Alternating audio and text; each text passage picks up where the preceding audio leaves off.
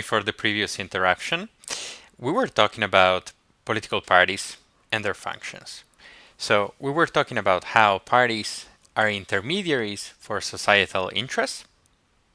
They also create packages of voters' options. And so parties are very important because they decide which issue goes with which issue. Like, for example, right now, you know that if you're voting for the Republican Party, you're voting on an anti abortion ticket and a pro gun ticket.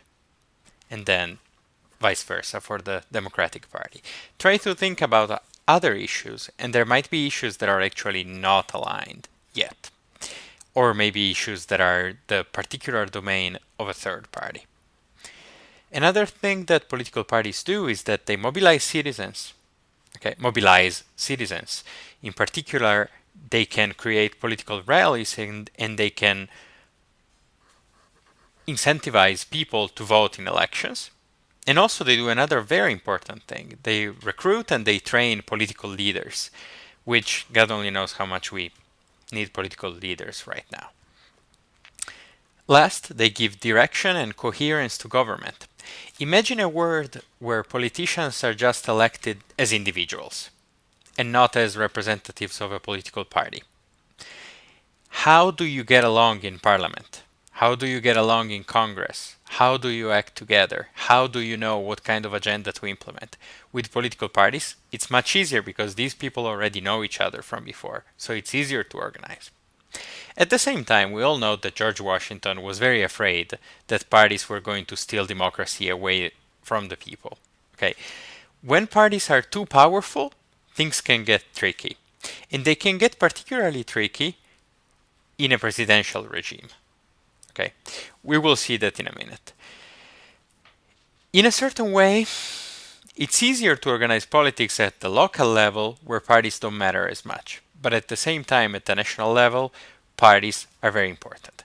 Right now, another problem that America has is the fact that there are closed party primaries.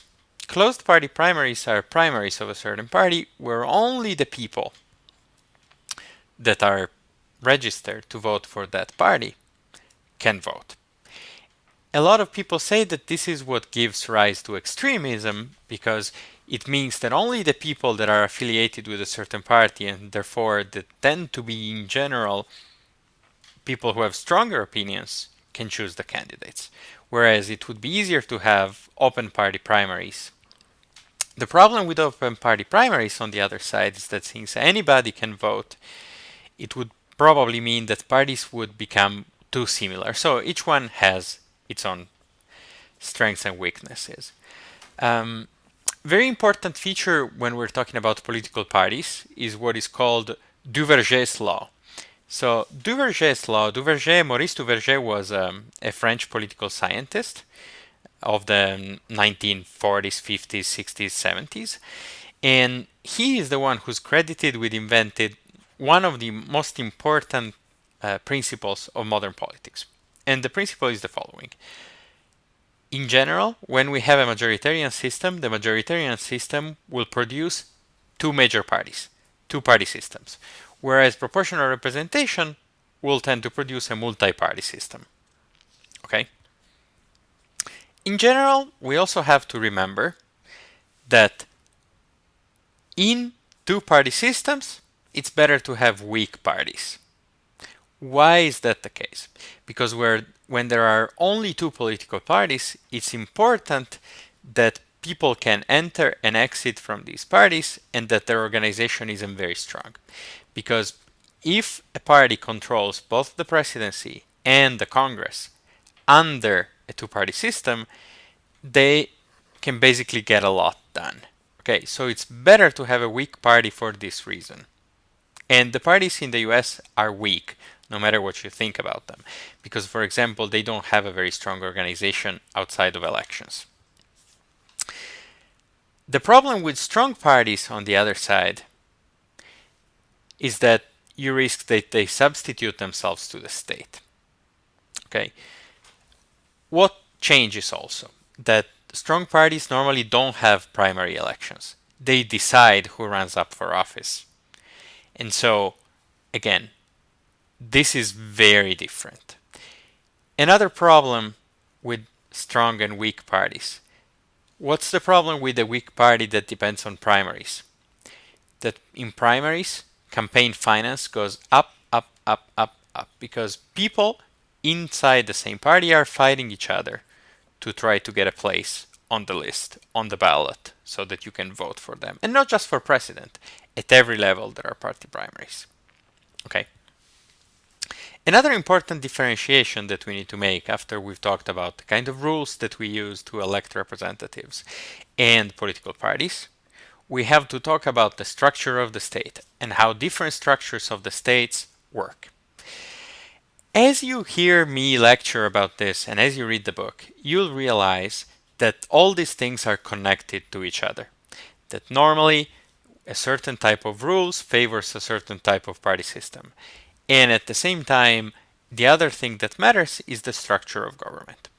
You've probably studied in high school how we have a legislative branch and an executive branch.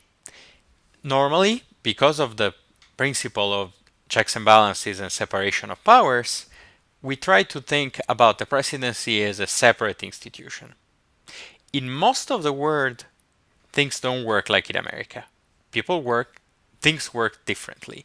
And the legislature and the president are much closer, and there is not a strong president. What's the difference between the executive and the legislative? The executive branch, which is also the government, sets the political agenda, so decides what is debated, deals with emergencies, and is generally faster in the way it acts. The legislative branch, on the other side, is lower because it has to make laws, it has to propose, debate, and approve laws. Sometimes these two are elected together, sometimes these two are elected separately. In the US, they are elected separately. And there are also midterm elections where you only vote for a piece of parliament. In general, the advantages of presidentialism is that presidentialism gets stability from having a clear leadership, a clear president. As we've seen, checks and balances, which means that if the president is too powerful, the Congress can check on the president and vice versa. The institution of the presidency also has a lot of symbolic value. And also, frequent votes, frequent elections are generally treated as being better. Okay?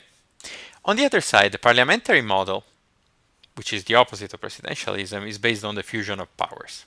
If there's a president, if there's some sort of head of state, it tends to be symbolic, just like the Queen in the UK. The majority leader is the prime minister. Like, for example, Angela Merkel in Germany has been the head of her country for many years now. Why? Because her party, either alone or in coalition with other parties, as a result of a proportional system of representation, has been controlling the government. And she's always been the chief of government. She's probably going to step down with the elections of next year. It's a very different system, and I understand that as Americans you might not be as familiar with it. The book gives you a few examples of how things are different under this system. First of all, the most important thing is that because of the fact that the government depends on the parliamentary majority, in order for the government not to be too powerful, if the government acts in a way that Parliament disapproves of, the Parliament can vote on a vote of no confidence, which means we're not confident in this government anymore. Okay? And in that case, you call that fall of a government. And if the government falls, you can do two different things. You either call a snap election, which means that you go voting again and you try to elect a different majority, or that you change executives without an election, meaning that the current prime minister and his ministers have to step down and a new team of people has to be formed by the parties who are into parliament, and then the parliament has to approve of them again. As you might imagine, in general, parliamentarism works better with a multi-party system because it's a system based on compromise. Presidentialism works better with a two-party system with more opposition. Of course, you can have hybrids, you can have semi-presidentialism, but the only country in the world that has a hybrid is France. France is very weird politically, as we've seen before, also in terms of social movements and other stuff. As I said, to me, the most important feature of parliamentarism is how it creates collaboration. Also, it's quicker to adapt and to transform over time. In the US and the UK, which are countries where the system is majoritarian, the parties have been the same for a very, very long time. In parliamentary countries, the parties change much faster. See for yourselves if you like that better or if you like that worse. In general, last thing, parliamentarism is very appealing in divided societies because it forces people to work together. The book gives you Iraq as an example. There's another very good example. It's a small Eastern European country that has just changed name very recently. It's now called Northern Macedonia. Before it was called the former Yugoslav Republic of Macedonia, known as the acronym FIREM. The country is inhabited by two different communities. Macedonians, which are ethnically Bulgarian, Slavic, form 75% of the population. The remaining 25% of the population are Albanian. Albanians are not Slavic, they speak a different language, and a certain percentage of them are of Muslim religion. The way that this works is that you have political parties that are Albanian, political parties that are Macedonian, and the constitution mandates that you have to have a coalition that incorporates at least one Macedonian party and at least one Albanian party. This makes sure that since parties are on ethnic lines and the society is divided among ethnic lines, that some representatives of both ethnic groups are working together. Okay? This is it for this week. Make sure that you do the extra readings and make sure that you prepare well for recording your 6-minute video. Even if it's shorter than 6 minutes, it's okay, as long as it answers the 3 questions. For any other questions, please shoot me an email or come to my office hours tomorrow, Tuesday. Have a good week.